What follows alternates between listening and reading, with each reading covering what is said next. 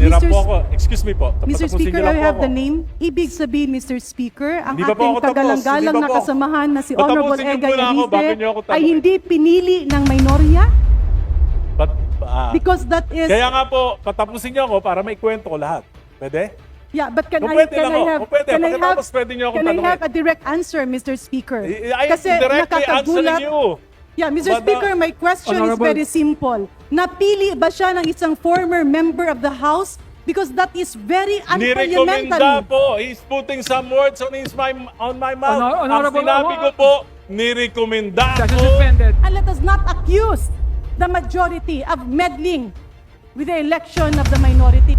Honorable Erice is now recognized. Yes, Mr. I am not accusing the majority. I'm accusing the majority leader. 65 years old na ako. 30 lang yung nagtatanong sa akin. Hindi na ako Dadagan on Dito News Update. He is my distinguished colleague and a very good friend during the Aquino administration, willing to yield to some questions. Maraming salamat, Mr. Speaker. Maraming salamat din sa ating mga kasamahan. I decided to interpolate and ask a few questions to our distinguished colleague, Mr. Speaker, dahil medyo nalito ako nung ang pinag-usapan ay ang posisyon ng Senior Deputy Minority Leader, pero tila nalihis ang kanyang speech patungo sa pagpupuntirya na majority ang may kasalanan. May I inquire, Mr. Speaker, distinguished colleagues, to the Honorable Egay Erice, paano po ba pinipili ang isang Senior Deputy Minority Leader? Well, alam na po natin yan, Mr. Speaker.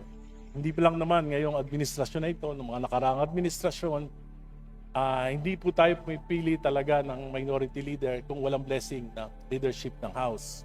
Ibig sabihin, distinguished speaker, nung ikaw ay naging Senior Deputy Minority Leader, ito ay may sabwatan sa mayorya? Ang ganito po ang nangyari nung ako po ay nirekomenda na Senior Deputy Minority Leader ni dating Senior Deputy Minority Leader Paul Dasa. Hinirap Mr. po ako. Excuse me po. Mr. Tapusin Speaker, niyo lang I po have ako. the name Senior Deputy Minority Leader. Noong 19th Congress. Well, Paul Mr. Dasa. Hindi, Paul nirekomenda Dasa. niya po ako. Sabi niya, kakausapin niya si Minority Leader Nonoy Libanan upang ako ang kanyang maging kahalili. Ibig sabihin, Mr. Speaker, ang Hindi pa po ating ako tapos. kagalang-galang Hindi pa na po. kasamahan na si Patapusin Honorable niyo Egay muna ako bago niyo ako Erice ay tanungin. hindi pinili ng minorya? But, Because that is... kaya nga po, patapusin niyo ako para maikwento ko lahat. Pwede? Yeah, but can Kung I pwede can lang I ako. have Kung pwede, can I have pagkatapos pwede niyo akong can I tanungin. have a direct answer, Mr. Speaker? I am directly answering you. Yeah, Mr. But, Speaker, my question is Honorable- very simple. Napili ba siya ng isang former member of the House? Because that is very Nirekomenda unparliamentary. po. He's putting some words on my mouth. Honorable- Ang sinabi ko po, nirekomenda Session ko. suspended. Honorable Garin, you now have you now Mr. have the floor. Speaker, if I may, this is my 6th term in Congress. And this is the first time that I've heard that a former member of the House can recommend. Will that be tantamount to dictating to the members of the minority? Because, Mr. Speaker, distinguished colleagues, I was once a Senior Deputy Minority Leader of the 18th Congress, and we chose our officers among ourselves. Hindi po kami nagpadikta, at yan po ay katanungan natin sa ating mga kasamahan sa minorya. Well, I'll do laud and respect the Honorable Egay Erice. And of course, I'm very much welcome the election of the Honorable Laila De Lima, the new Senior Deputy Minority Leader. I believe, Mr. Speaker, itong mga bagay-bagay that should be a concern of the minority because they elect the officers among themselves. In fact, our rules, Mr. Speaker, says, kapag tayo ay nagbobotohan, nagboboto tayo kung sino ang ating magiging speaker. At yung hindi bumoto sa nanalong speaker ay nagko-convene to elect not only the minority leader, Mr. Speaker, but also the Senior Deputy Minority Leader, the Deputy Minority Leaders, and the Assistant Minority Leaders. Ang punto lang dito, Mr. Speaker, distinguished colleagues, I do empathize with the feelings and emotions of my good friend whom I idolized and a very good friend I had during the Aquino administration. Pero ang sa akin lang, Mr. Speaker, we do respect his voicing out. But let me also call his attention to what he says, because I am an author of one of the proposals in the anti-political dynasty bill. Ang pagpaparatang na pinataba, ang pagpaparatang na tila minanipulate, napakadami ng ating mga debate kahapon. And in fact, this is still being deliberated. It is still under the technical working group. Bakit po ba natin lalagyan ng mantsa ang ganitong bagay? In fact, Mr. Speaker, I did not stand up, but it is actually out of order to discuss an item that is precisely being deliberated within the committee. So, Mr. Chair, distinguished colleagues, with due courtesy to my distinguished colleague, naiintindihan ko na ang pagpalit ng liderato as Senior Deputy Minority Leader is something that we should respect because it is the decision of the minority. But accusing the majority of meddling in their affairs, accusing the majority of meddling in their voting or whatever is something that I cannot accept. There will always be a proper forum to air that.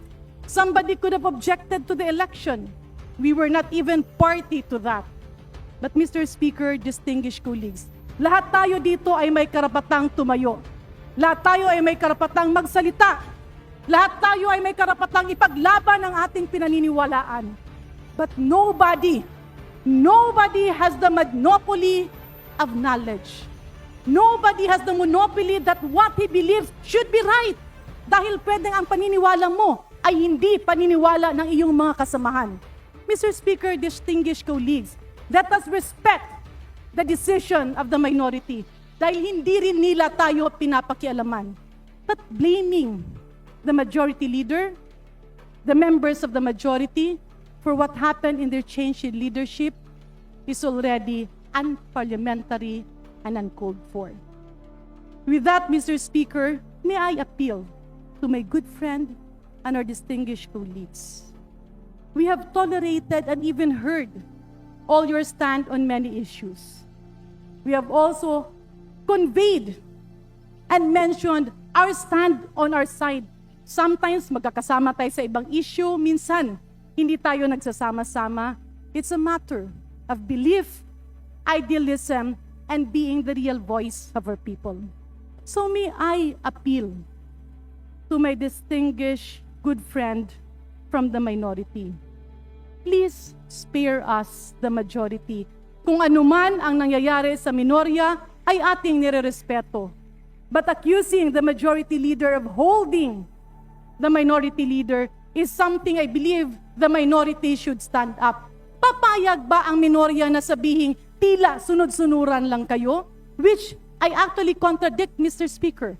Papayag ba kayong sabihing tila inipit dahil mga boses kayo? We have heard our distinguished colleagues here speak up on many matters. Ang sa akin lang, Mr. Speaker, let us put decorum in this House. I was also a member of the minority, then a member of the majority. I went back to the minority and became a member now of the majority, and we always stood firm, debating when we find the reason to do so, defending when it was time to defend our beliefs, but at the same time, accepting the decision of whatever will be the decision of the majority. With that, Mr. Speaker, just to point out, the anti-political dynasty bill is being discussed. At patuloy natin pag-uusapan yon at ipaglalaban natin yon. Let us not accuse any sponsor of saying nagpapataba tayo ng mga dinastiya.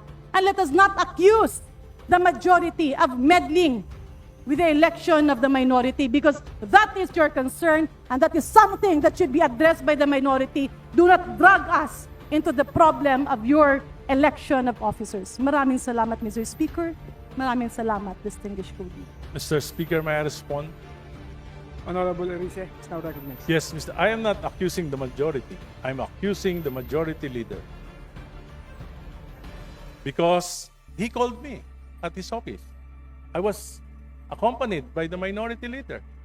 At tinanong niya ako, mismo, bakit ako nagsalita ng gano'n? 65 years old na ako. 30 lang yung nagtatanong sa akin. Hindi na ako nirespeto.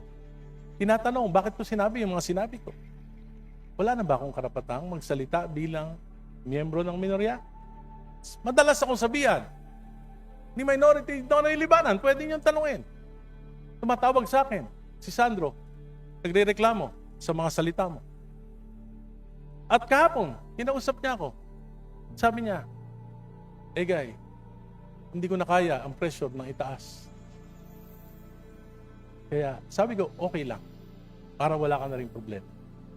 At sinasabi ko, pinararangal ko na ang papalit sa akin ay kasama ko sa Liberal Party. At mali rin po yung sinabi nyo na pinagdidebatihan pa sa Technical Working Group. Tapos na po. Approve na sa Committee on Suffrage and Electoral Reforms at ito ay dadali na po sa plenaryo for plenary debates. Kaya po, at bakit ko po nasabing bundat? Simple lang po.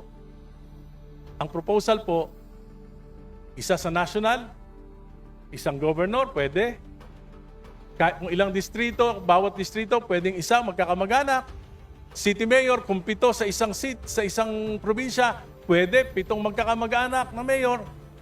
Kung ilan ang munisipyo, kung 20 magkakamag-anak na mayor, kung 100 ang barangay captain, 100 barangay captain na magkakaanak, pwede. Yan po ay travesty of the Constitution. And meron pong karapatan ang mga mamamayan na magalit sa ganitong uri ng proposal na inaprubahan na ng Committee on Suffrage and Electoral Reform. Salamat po.